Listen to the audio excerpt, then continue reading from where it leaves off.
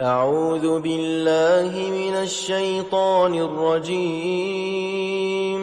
بسم الله الرحمن الرحيم.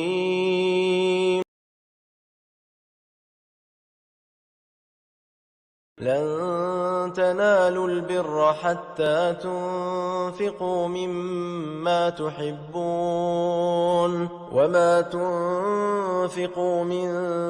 شيء فإن الله به عليم. كل الطعام كان حلا لبني إسرائيل إلا ما حرم إسرائيل على نفسه من قبل أن تنزل التوراة. قل فأتوا بالتوراة فاتلوها إن كنتم صادقين. فمن افترى على الله الكذب من بعد ذلك فأولئك هم الظالمون. قل صدق الله. فاتبعوا ملة إبراهيم حنيفا وما كان من المشركين. إن أول بيت وضع للناس للذي ببكة مباركا وهدى للعالمين. فيه آيات بينات مقام إبراهيم ومن دخله كان آمنا. ولله على الناس حج البيت من استطاع إليه سبيلا ومن كفر فإن الله غني عن العالمين. قل يا أهل الكتاب لم تكفرون بآيات الله والله شهيد على ما تعملون. قل يا أهل الكتاب لم تصدون عن سبيل الله من آمن تبغونها عوجا وأنتم شهداء وما الله بغافل عما تعملون. يا أيها الذين آمنوا تطيعوا فريقا من الذين أوتوا الكتاب يردوكم بعد إيمانكم كافرين. وكيف تكفرون وأنتم تتلى عليكم آيات الله وفيكم رسوله ومن يعتصم بالله فقد هدي إلى صراط مستقيم. يا أيها الذين آمنوا اتقوا الله حق تقاته ولا تموتن إلا وأنتم مسلمون. واعتصموا بحبل الله جميعا ولا تفرقوا. واذكروا نعمة الله عليكم إذ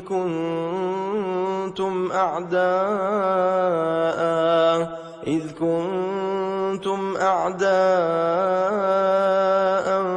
فألف بين قلوبكم فأصبحتم بنعمته إخوانا وكنتم على شفا حفرة من النار فأنقذكم منها. كذلك يبين الله لكم آياته لعلكم تهتدون. ولتكن منكم أمة يدعون إلى الخير ويأمرون بالمعروف وينهون عن المنكر وأولئك هم المفلحون ولا تكونوا كالذين تفرقوا واختلفوا من بعد ما جاءهم البينات وأولئك لهم عذاب عظيم يوم تبيض وجوه وتسود وجوه فأما الذين اسودت وجوههم أكفرتم بعد إيمانكم فذوقوا العذاب بما كنتم تكفرون وأما الذين ابيضت وجوههم ففي رحمة الله هم فيها خالدون تلك آيات الله نتلوها عليك بالحق وما الله يريد ظلما للعالمين ولله ما في السماوات وما في الأرض وإلى الله ترجع الأمور كنتم خير أمة أخرجت للناس تأمرون بالمعروف وتنهون عن المنكر وتؤمنون بالله ولو آمن أهل الكتاب لكان خيرا لهم منهم المؤمنون وأكثرهم الفاسقون لن يضروكم إلا أذى وإن يقاتلوكم يولوكم الأدبار ثم لا ينصرون ضربت عليهم الذلة أينما ثقفوا إلا بحبل من الله وحبل من الناس وباءوا بغضب من الله وضربت عليهم المسكنة ذلك بأنهم كانوا يكفرون بآيات الله ويقتلون الأنبياء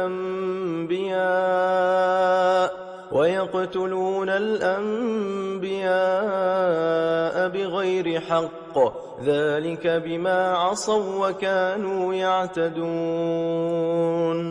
ليسوا سواء من أهل الكتاب أمة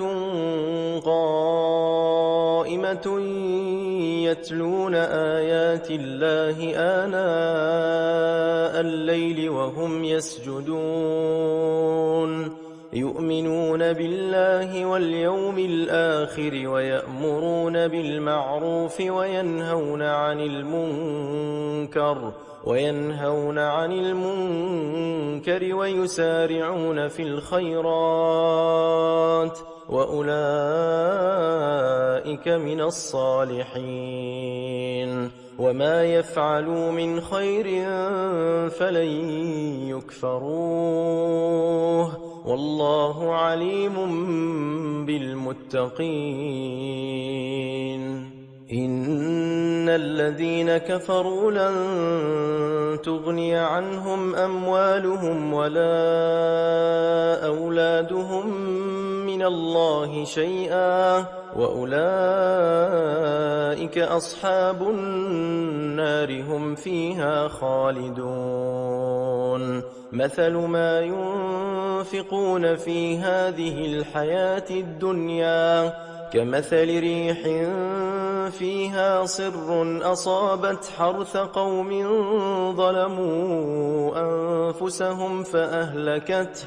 وما ظلمهم الله ولكن أنفسهم يظلمون يا أيها الذين آمنوا لا تتخذوا بطانة من دونكم لا يألونكم خبالا ودوا ما عنتم قد بدت البغضاء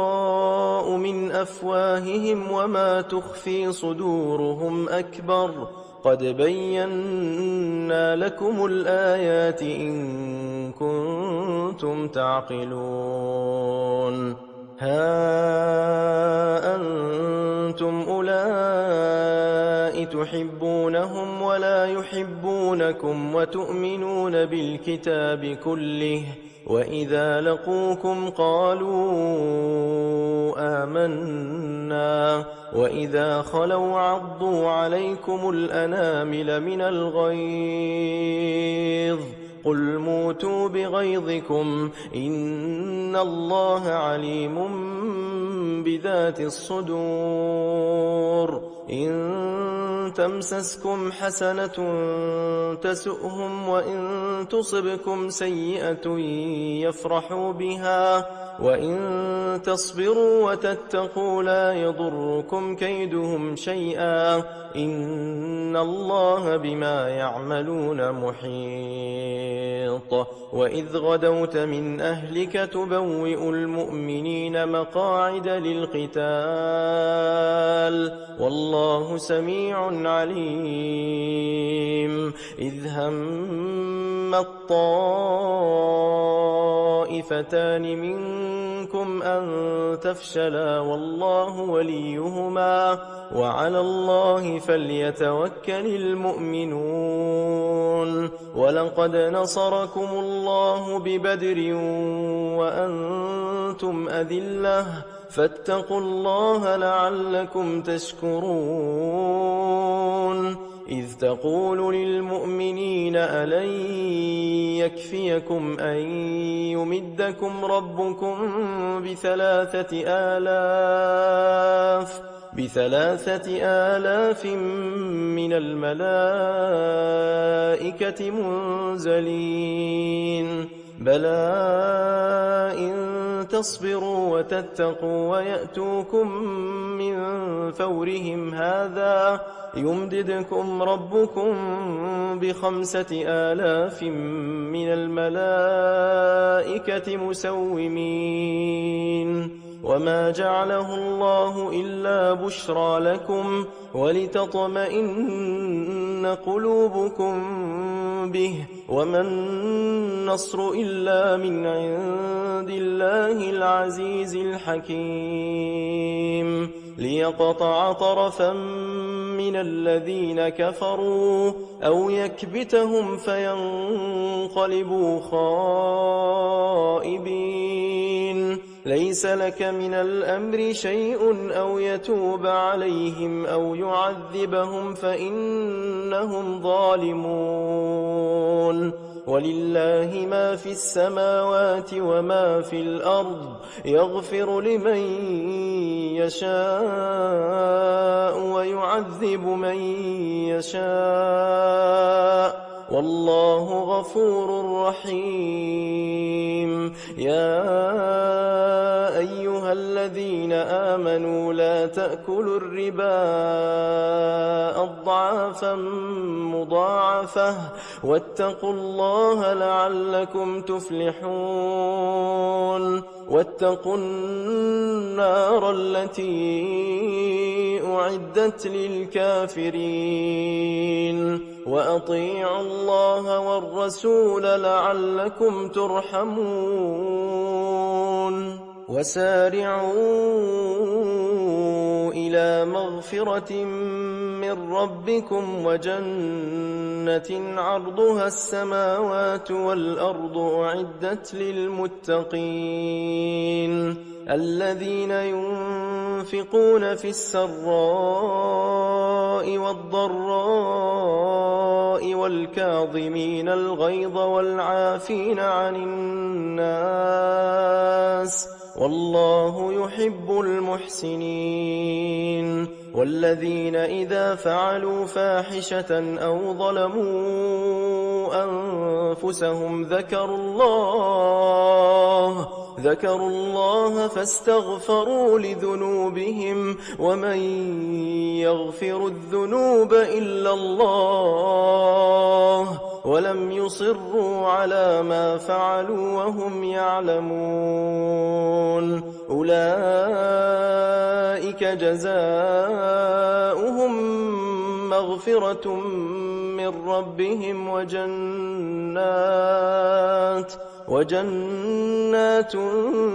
تجري من تحتها الأنهار خالدين فيها ونعم أجر العاملين قد خلت من قبلكم سنن فسيروا في الأرض فانظروا كيف كان عاقبة المكذبين هذا بيان للناس وهدى وموعظة للمتقين ولا تهنوا ولا تحزنوا وأنتم الأعلون إن كنتم مؤمنين إن يمسسكم قرح فقد مس القوم قرح مثله وتلك الأيام نداولها بين الناس وليعلم الله الذين آمنوا ويتخذ منكم شهداء والله لا يحب الظالمين وليمحص الله الذين آمنوا ويمحق الكافرين أم حسبتم أن تدخلوا الجنة ولما يعلم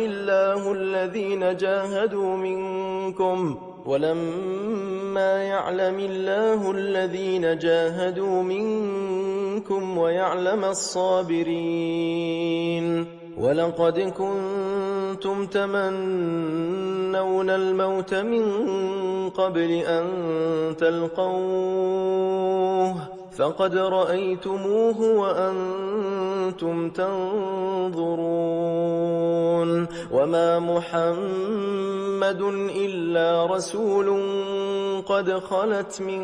قبله الرسل أفإن مات أو قتلا انقلبتم على أعقابكم ومن ينقلب على عقبيه فلن يضر الله شيئا وسيجزي الله الشاكرين وما كان لنفس أن تموت إلا بإذن الله كتابا مؤجلا ومن يرد ثواب الدنيا نؤته منها ومن يرد ثواب الآخرة نؤته منها وسنجزي الشاكرين وكأي من نبي قاتل معه ربيون كثير فما وهنوا لما أصابهم في سبيل الله وما ضعفوا وما استكانوا والله يحب الصابرين وما كان قولهم إلا أن قالوا ربنا اغفر لنا ذنوبنا وإسرافنا في أمرنا وثبت أقدامنا وانصرنا على القوم الكافرين فآتاهم الله ثواب الدنيا وحسن ثواب الآخرة والله يحب المحسنين يا أيها الذين آمنوا إن تطيعوا الذين كفروا يردوكم على أعقابكم فتنقلبوا خاسرين بل الله مولاكم وهو خير الناصرين سنلقي في قلوب الذين كفروا الرعب بما أشركوا بالله ما لم ينزل به سلطانا ومأواهم النار وبئس مثوى الظالمين. ولقد صدقكم الله وعده إذ تحسونهم بإذنه حتى إذا فشلتم وتنازعتم في الأمر وعصيتم من بعد ما أراكم ما تحبون منكم من يريد الدنيا ومنكم من يريد الآخرة ثم صرفكم عنهم ليبتليكم ولقد عفا عنكم والله ذو فضل على المؤمنين. إذ تصعدون ولا تلوون على أحد والرسول يدعوكم في أخراكم فأثابكم غما بغم لكي لا تحزنوا على ما فاتكم ولا ما أصابكم والله خبير بما تعملون. ثم أنزل عليكم من بعد الغم أمنة نعاسا يغشى طائفة منكم وطائفة قد أهمتهم أنفسهم يظنون بالله غير الحق ظن الجاهلية يقولون هل لنا من الأمر من شيء قل إن الأمر كله لله يخفون في أنفسهم ما لا يبدون لك يقولون لو كان لنا من الأمر شيء ما قتلنا هاهنا قل لو كنتم في بيوتكم لبرز الذين كتب عليهم القتل إلى مضاجعهم وليبتلي الله ما في صدوركم وليمحص ما في قلوبكم والله عليم بذات الصدور. إن الذين تولوا منكم يوم التقى الجمعان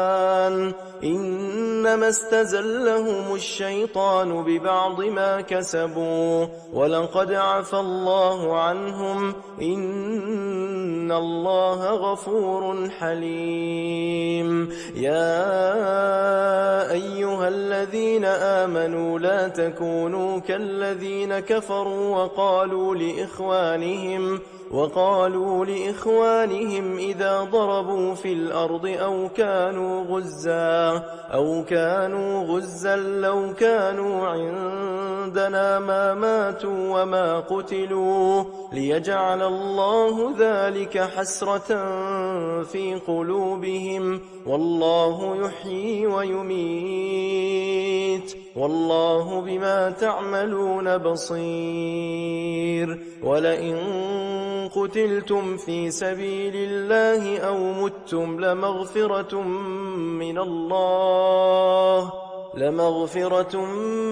من الله ورحمة خير مما يجمعون. ولئن متم أو قتلتم لإلى الله تحشرون. فبما رحمة من الله لنت لهم ولو كنت فظا غليظ القلب لانفضوا من حولك فاعف عنهم واستغفر لهم وشاورهم في الأمر فإذا عزمت فتوكل على الله إن الله يحب المتوكلين. إن ينصركم الله فلا غالب لكم وإن يخذلكم فمن ذا الذي ينصركم من بعده وعلى الله فليتوكل المؤمنون وما كان لنبي أن يغل ومن يغلل يأت بما غل يوم القيامة ثم توفى كل نفس ما كسبت وهم لا يظلمون أفمن اتبع رضوان الله كمن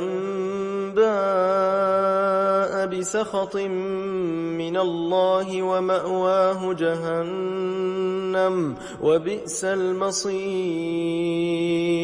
هم درجات عند الله والله بصير بما يعملون لقد من الله على المؤمنين إذ بعث فيهم رسولا من أنفسهم يتلو عليهم آياته ويزكيهم ويعلمهم الكتاب والحكمة وإن كانوا من قبل لفي ضلال مبين أولما أصابتكم مصيبة قد أصبتم مثليها قلتم أنى هذا قل هو من عند أنفسكم إن الله على كل شيء قدير وما أصابكم يوم التقى الجمعان فبإذن الله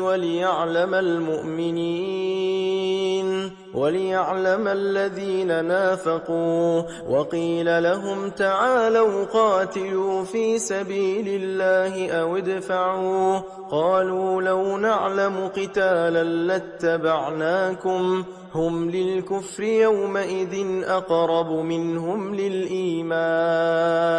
يقولون بأفواههم ما ليس في قلوبهم والله أعلم بما يكتمون الذين قالوا لإخوانهم وقعدوا لو أطاعونا ما قتلوا قل فادرءوا عن أنفسكم الموت إن كنتم صادقين ولا تحسبن الذين قتلوا في سبيل الله أمواتا بل أحياء عند ربهم يرزقون فرحين بما آتاهم الله من فضله ويستبشرون بالذين لم يلحقوا بهم من خلفهم ألا خوف عليهم ولا هم يحزنون يستبشرون بنعمة من الله وفضل وأن الله لا يضيع أجر المؤمنين الذين استجابوا لله والرسول من بعد ما أصابهم القرح للذين أحسنوا منهم واتقوا أجر عظيم الذين قال لهم الناس إن الناس قد جمعوا لكم فاخشوهم فزادهم إيمانا وقالوا حسبنا الله ونعم الوكيل فانقلبوا بنعمة من الله وفضل لم يمسسهم سوء واتبعوا رضوان الله والله ذو فضل عظيم إنما ذلكم الشيطان يخوف أولياءه فلا تخافوهم وخافون إن كنتم مؤمنين ولا يحزنكم كالذين يسارعون في الكفر إنهم لن يضروا الله شيئا يريد الله ألا يجعل لهم حظا في الآخرة ولهم عذاب عظيم إن الذين اشتروا الكفر بالإيمان لن يضروا الله شيئا ولهم عذاب أليم ولا يحسبن الذين كفروا أنما نملي لهم خير لأنفسهم إنما نملي لهم ليزدادوا إثما ولهم عذاب مهين ما كان الله ليذر المؤمنين على ما أنتم عليه حتى يميز الخبيث من الطيب وما كان الله ليطلعكم على الغيب ولكن الله يجتبي من رسله من يشاء فآمنوا بالله ورسله وإن تؤمنوا وتتقوا فلكم أجر عظيم ولا يحسبن الذين يبخلون بما آتاهم الله من فضله هو خيرا لهم بل هو شر لهم سيطوقون ما بخلوا به يوم القيامة ولله ميراث السماوات والأرض والله بما تعملون خبير لقد سمع الله قول الذين قالوا إن الله فقير ونحن أغنياء سنكتب ما قالوا وقتلهم الأنبياء بغير حق ونقول ذوقوا عذاب الحريق ذلك بما قدمت أيديكم وأن الله ليس بظلام للعبيد الذين قالوا إن الله عهد إلينا ألا نؤمن لرسول حتى يأتينا بقربان تأكله النار قل قد جاءكم رسل من قبلي بالبينات وبالذي قلتم فلم قتلتموهم إن كنتم صادقين فإن كذبوك فقد كذب رسل من قبلك جاءوا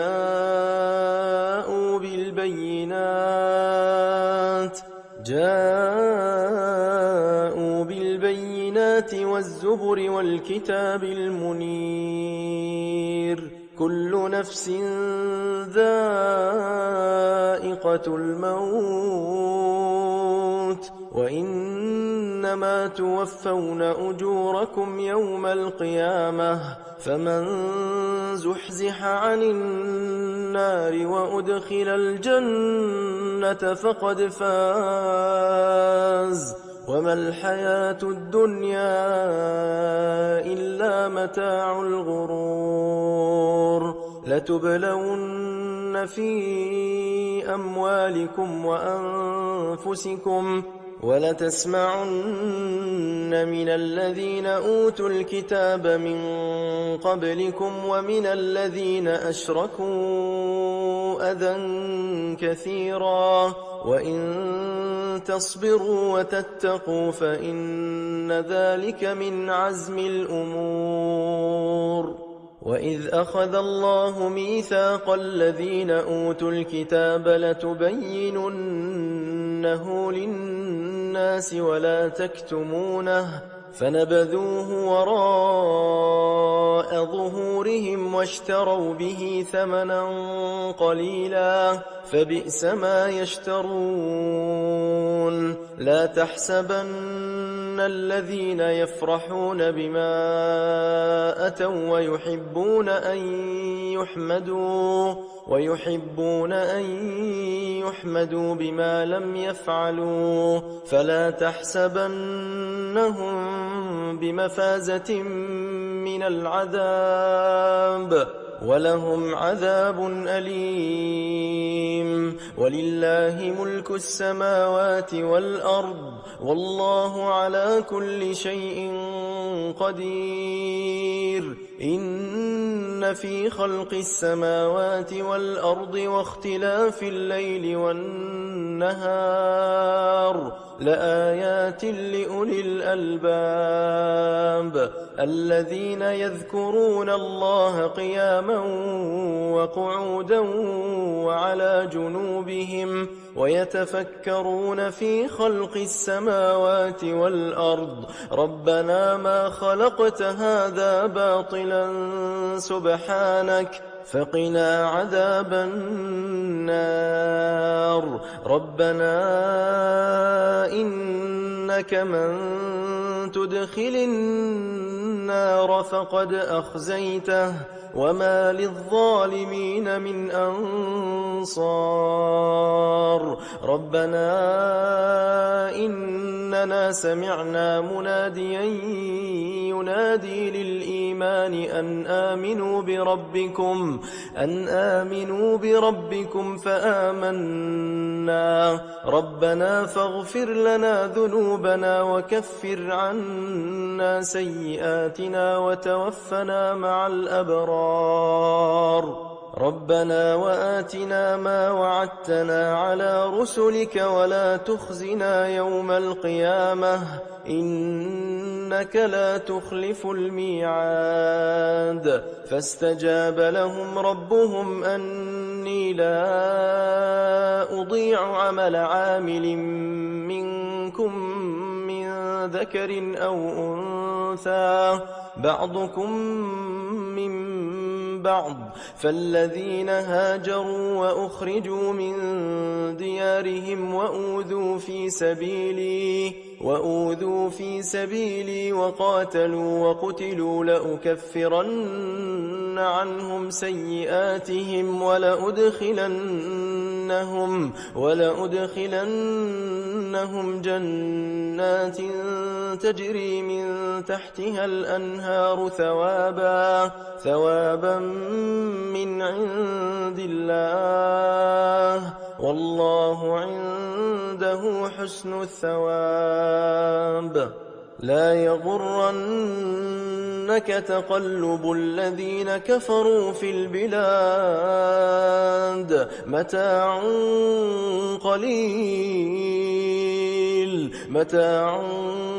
قليل ثم مأواهم جهنم وبئس المهاد لكن الذين اتقوا ربهم لهم جنات تجري من تحتها الأنهار خالدين فيها نزلا من عند الله وما عند الله خير للأبرار وإن من أهل الكتاب لمن يؤمن بالله وما أنزل إليكم وما أنزل إليهم خاشعين لله لا يشترون بآيات الله ثمنا قليلا أولئك لهم أجرهم عند ربهم إن الله سريع الحساب يا أيها الذين آمنوا اصبروا وصابروا ورابطوا واتقوا الله لعلكم تفلحون بسم الله الرحمن الرحيم يا أيها الناس اتقوا ربكم الذي خلقكم من نفس واحدة وبث منهما رجالا كثيرا ونساء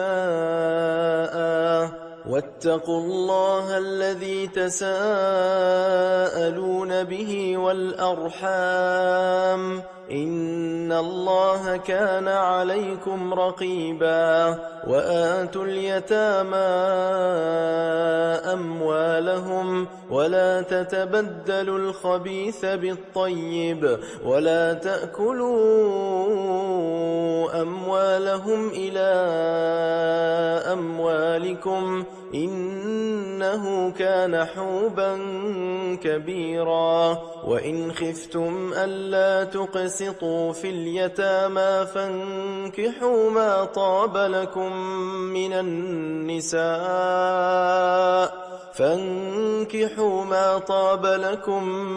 النساء مثنى وثلاث ورباع فإن خفتم ألا تعدلوا فواحدة أو ما ملكت أيمانكم ذلك أدنى ألا تعولوا وآتوا النساء صدقاتهن نحلة فإن طبن لكم عن شيء منه نفسا فكلوه هنيئا مريئا ولا تؤتوا السفهاء أموالكم التي جعل الله لكم قياما وارزقوهم فيها واكسوهم وقولوا لهم قولا معروفا وابتلوا اليتامى حتى إذا بلغوا النكاح فإن آنستم منهم رشدا فادفعوا إليهم أموالهم ولا تأكلوها إسرافا وبدارا أن يكبروا ومن كان غنيا فليستعفف ومن كان فقيرا فليأكل بالمعروف فإذا دفعتم إليهم أموالهم فأشهدوا عليهم وكفى بالله حسيبا للرجال نصيب مما ترك الوالدان والأقربون وللنساء نصيب مما ترك الوالدان والأقربون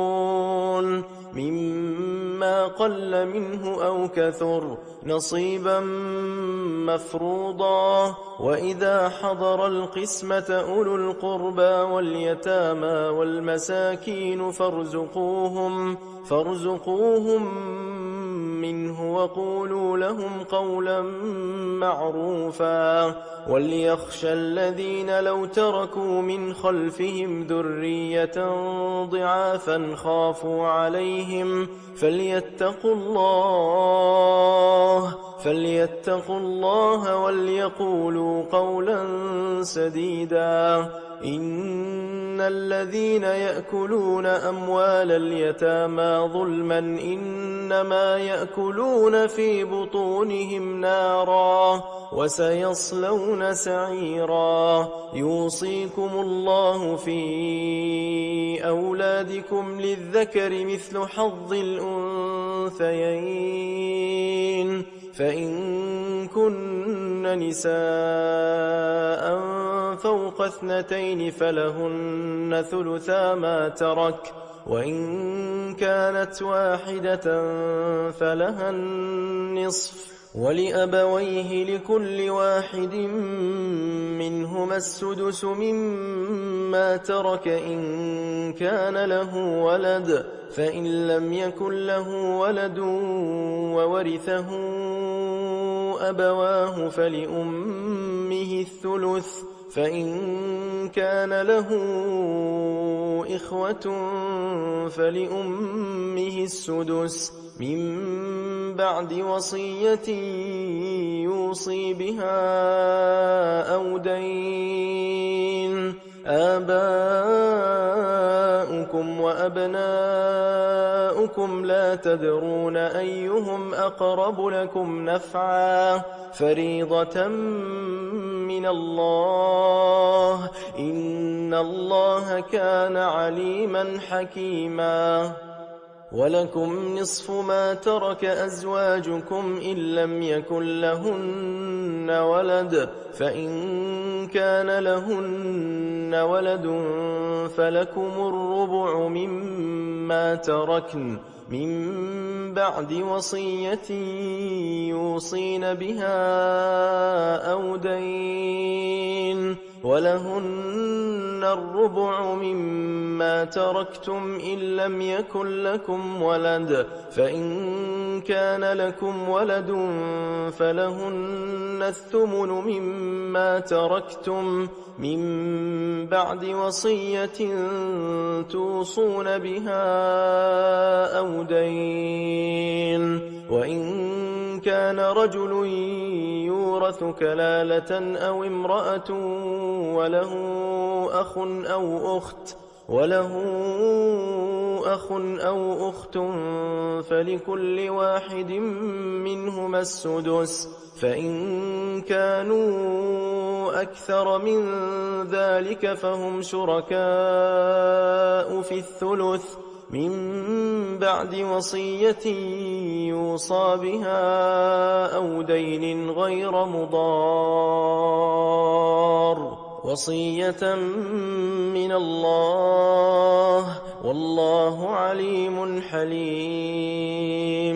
تلك حدود الله ومن يطع الله ورسوله يدخله جنات تجري من تحتها الأنهار خالدين فيها وذلك الفوز العظيم ومن يعص الله ورسوله ويتعد حدوده يدخله نارا خالدا فيها وله عذاب مهين واللاتي يأتين الفاحشة من نسائكم فاستشهدوا عليهن 4 منكم فإن شهدوا فأمسكوهن في البيوت حتى يتوفاهن الموت أو يجعل الله لهن سبيلا واللذان يأتيانها منكم فآذوهما فإن تابا وأصلحا فأعرضوا عنهما إن الله كان توابا رحيما إنما التوبة على الله للذين يعملون السوء بجهالة ثم يتوبون